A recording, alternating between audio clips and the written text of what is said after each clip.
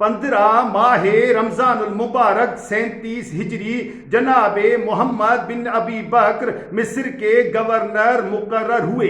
اکثر منابع اس بات پر متفق ہیں کہ جناب محمد بن ابی بکر جناب مالک اشتر سے پہلے مصر کی گورنری پر منصوب ہوئے تھے۔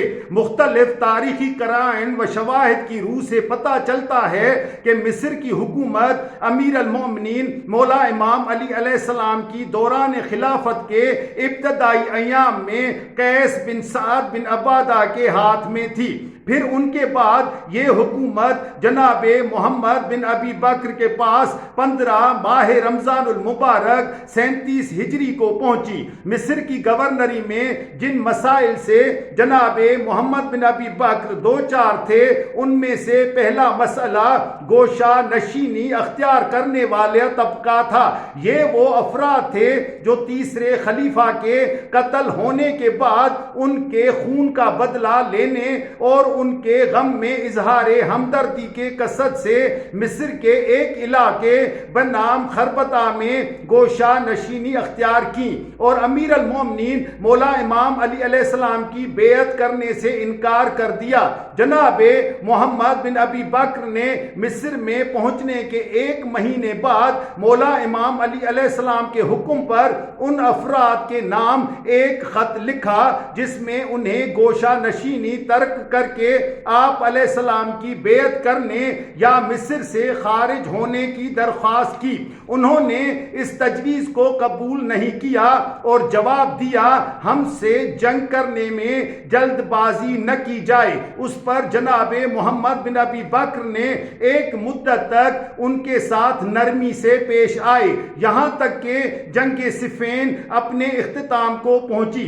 شروع میں یہ لوگ بھی جناب محمد بن ابی بکر سے آمنا سامنا ہونے سے ڈرتے تھے، لیکن جنگ صفین کے اختتام پر حکمیت کے مسئلے کی وجہ سے جب حالات پیچیدہ ہوئے تو ان میں بھی اسلامی حکومت کے خلاف اٹھ کھڑے ہونے کی جرأت پیدا ہو گئی۔ بعد میں ان کے ساتھ مختلف جنگیں لڑی گئیں اور مخالفوں نے اس بات کو قبول کیا کہ وہ فسطاط مصر کی حکومت کے دارالحکومت میں داخل نہیں ہوں گے۔ اس کے بعد یہ گروہ معاویہ بن ابو سفیان کے تحت کنٹرول مناطق میں کوچ کر گئے اور آخر کار معاویہ بن ابو سفیان سے جا ملے۔ مصر پر جناب محمد بن ابی بکر کی حکومت کے دوران مولا امام علی علیہ السلام اور ان کے درمیان کئی خطوط رد و بدل ہوئے، جن میں سے 2 فقرے نہج البلاغہ میں بھی آئے ہیں، جبکہ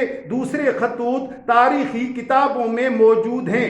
یہ خطوط مختلف موضوعات جیسے اخلاقی اور اجتماعی نصیحتیں، فقہی، حقوقی اور سیاسی مسائل قابل ذکر ہیں۔ مصر کی سماجی حالات کچھ یوں تھے: غیر مسلم مختلف مکاتب فکر کے ساتھ مسلمانوں کو مل جل کر رہنا پڑتا تھا اور بعض اوقات ان کے درمیان رہن سہن میں دشواری بھی پیش آتی تھی۔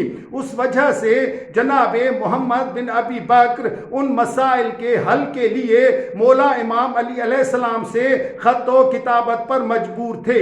اسی طرح مبتلا بفقہی اور شرعی مسائل کو بطور احسن حل و فصل کرنے کے لیے جناب محمد بن ابی بکر نے مولا امام علی علیہ السلام کی طرف ایک اور خط بھیجا جس میں قضاوت، حلال و حرام اور آداب وغیرہ کے حوالے سے مولا امام علی علیہ السلام سے رہنمائی حاصل کی۔